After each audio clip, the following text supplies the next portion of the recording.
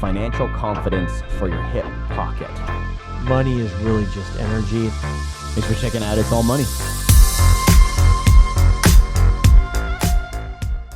Welcome to It's All Money from Sonoma Wealth Advisors. My name is Dano Weir. I'm the marketing director, podcast host. I'm joined by Daren, Blonski, CFP, Bitcoin enthusiast. I can say that. He is. That's crunchy, but yeah. He doesn't want to, it's not an official designation. Today we are talking about crypto going legit. Going legit. There are several signs that we've seen that crypto has come out of the basement, and it is more and more a question you're being asked by people who you're speaking to, clients and people who may want to work with our firm. Hey, how do I get some of that Bitcoin? What are they asking you? What are you hearing about Bitcoin from clients recently? Well, I'm hearing a lot of questions about how do I own it and what's the best way to own it. And again, this is just general advice. It's not advice for anyone specifically, but there's a lot of controversy in the Bitcoin world around ownership. So one thing to be really clear about is over the years, Bitcoin's never been hacked. What's been hacked is the exchanges where Bitcoin is traded. So think about that. If Bitcoin goes onto exchange, I mean, it's held here for the benefit of Dan and the benefit of Daren, people have broke into that exchange and taken the Bitcoin in that exchange because something called the public and private keys existed in that exchange for and behalf of Dan or Daren. Mm-hmm. What has never happened is when Daren has receipt, meaning he is the only one that has what we call the private keys of their Bitcoin, that's never been hacked. There's some that say, well, someday with AI, it's going to be hacked, but we don't have any proof of that. And it would be very, very difficult to hack it at this point. So one of the things I'm getting lots of questions about with Bitcoin is how do I own Bitcoin? So there's a couple different ways to own it. You can buy it now from an exchange and then move it to something called a cold wallet. That's when you're in receipt of the public and private keys of that Bitcoin. Therefore, it's very unlikely it's going to get hacked. It's more likely you're going to lose that cold wallet and the codes or the seed phrases, we call them, to that cold wallet. You can leave it on the exchange, which is high risk because someone could technically hack one of those exchanges and take it. We've seen that happen in history. And then the third way, you can own an ETF or exchange traded fund that tracks the price of a particular crypto like Bitcoin or Ethereum or ADA or one of those. So those are kind of the three different ways to own it, and each of them comes with a different risk associated with them. And the way to know which one to choose is to get clear about what your intentions for owning the Bitcoin is. If it's just about price appreciation or crypto just about price appreciation, then probably owning some kind of ETF is the best and most reasonable way to do it. If you're really interested in owning Bitcoin because you believe that de-dollarization is happening, then you probably want to have it in a cold wallet.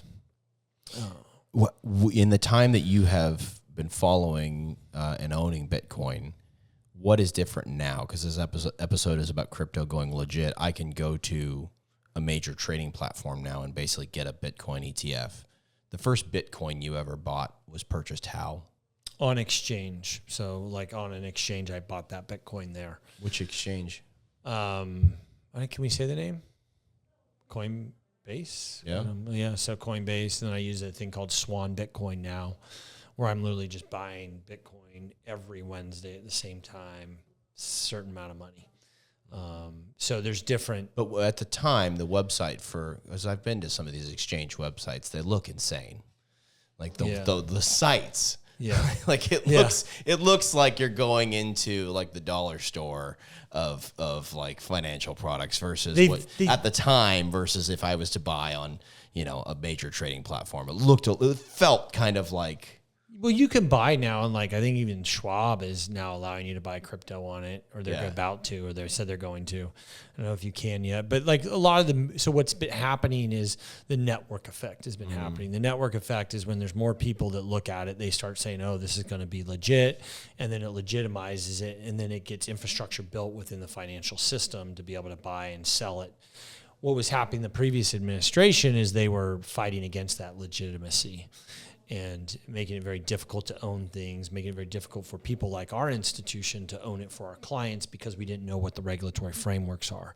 What's happened with the Genius Act is basically it's creating a regulatory framework so that institutions like ours know how to behave with it and how to advise it with our clients. Guiding and establishing national innovation for U.S. stablecoin Genius. They picked only a few letters out of there to make that acronym. Yeah. So that's what you're talking about. The Trump presidency has seen that through. They're also considering Bitcoin now for mortgages. So I feel like the mortgage one. The mortgage one, what they're considering whether or not they give you the mortgage. Whereas before you could have a lot of assets in crypto, and they would say, "Oh, that doesn't count as a real asset." That's what I'm saying. I feel like that framework is really easy to understand, which is mortgage for applying for a mortgage right now.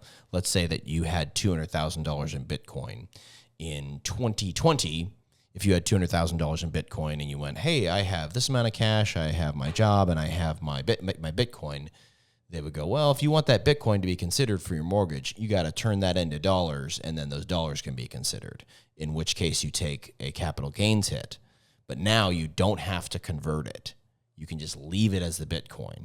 That's a perfect example of this is now on the table. We're not forcing you to take it from the monopoly money to the U.S. dollar. That's right. You can keep it in monopoly money. Wait, isn't U.S. dollar monopoly money too, sort of? No.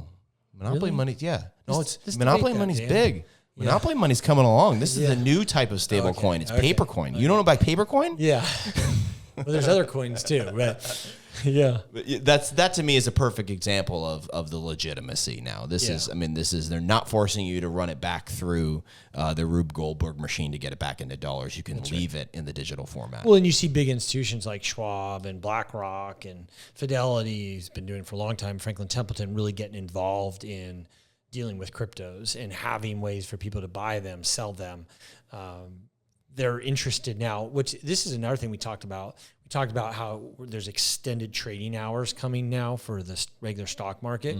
One of the things that crypto trading's really pushed is extending the actual trading hours for U.S. stocks because all these exchanges realize they're missing out on a lot of rev because they can't participate, right? And so a lot of these institutions are saying, like, we want in on this too. And I think they've been lobbying the Trump organization to really push this stuff through and get involved with it because it's a big opportunity for a lot of these institutions. And to be clear, the Genius Act saw a ton of lobby. I read an article from NPR, which I guess still has funding, that said $100 million was put in from the crypto lobby to get Genius passed.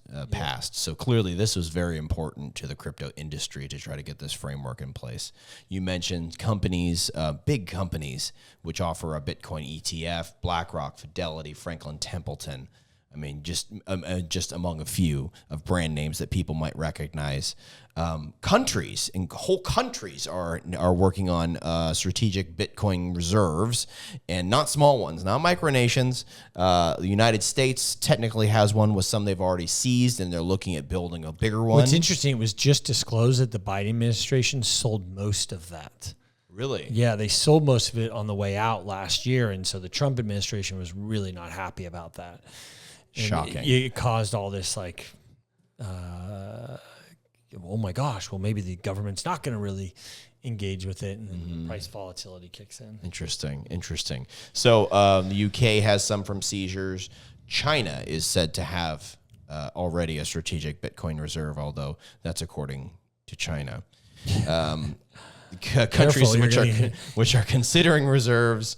Japan's considering one. Switzerland is proposing that they also have one, which not a big surprise there that they would be on the cutting edge of some banking. There have been athletes. I don't know if you've heard this or not, I have but heard there have been that. some athletes who have been, quote, paid in Bitcoin. In 2020, Russell Okung, he was an offensive tackle, so an offensive lineman for the Seahawks and a couple other teams. If you know who Marshawn Lynch is, Marshawn Lynch was a good running back because Russell Okung was a great offensive tackle. In 2020, his last year in the league, he got paid, quote, in Bitcoin, which was actually just he got paid in dollars and then bought some Bitcoin, but he did it as part of a promotion with a trading platform.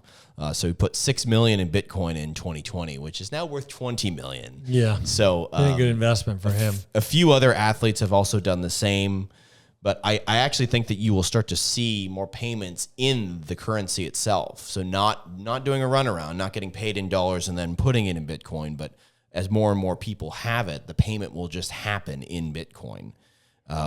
Circumventing the dollar and the banking system, basically. So more signs that this is, the network effect, this is spreading worldwide.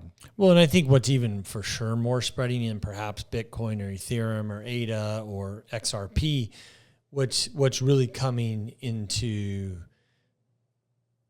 the history of our existence is this idea of blockchain, and blockchain being used as a way to categorize things, to order things. It's the digital system for taking data and making sure that data integrity exists. And that's really coming into existence. I think you'll start to see people having property put on the blockchain, meaning that you own that property because you own that piece of the blockchain that it's tied to. Mm-hmm. Like we saw that with NFTs. You own this image because you own the keys to that blockchain. I think you're going to see a lot of innovative things. Side note, we could actually have 100% integrity in our elections. We just put it on the blockchain.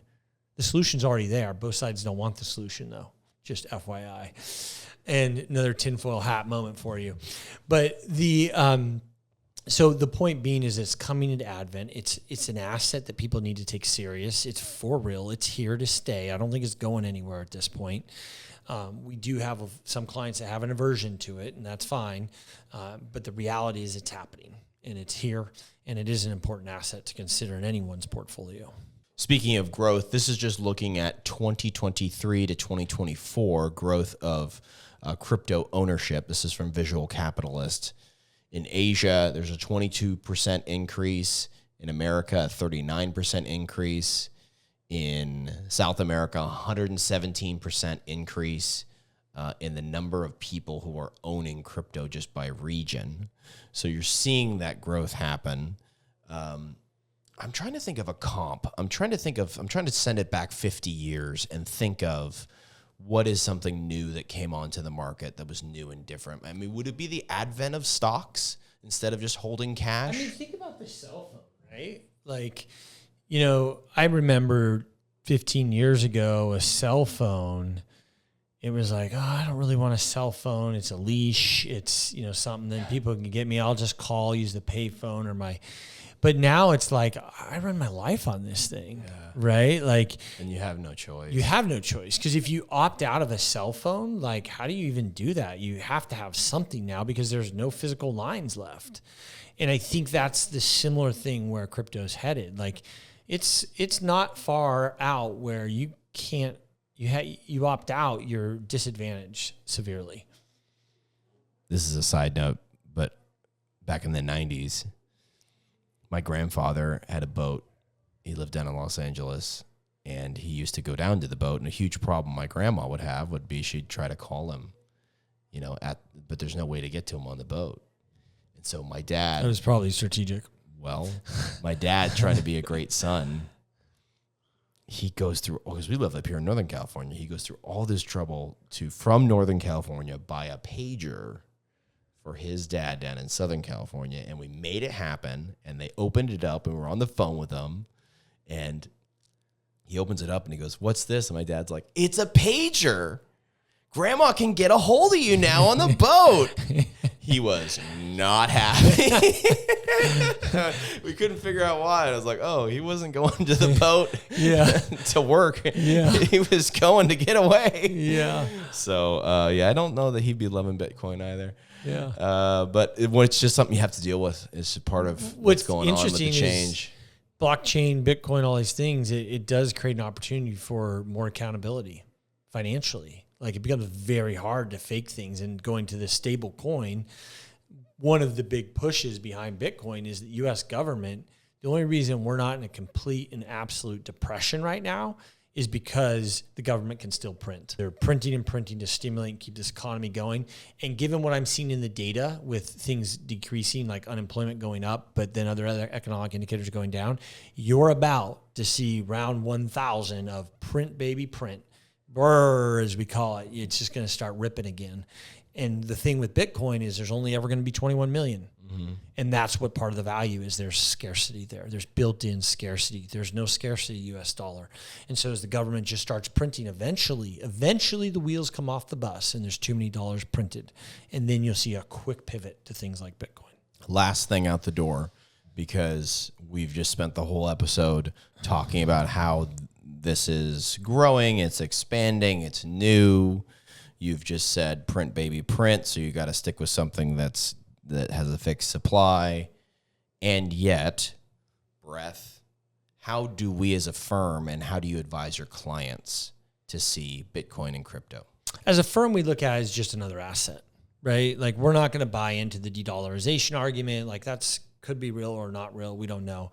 But we do look at it as a maturing asset, just like any other asset out there.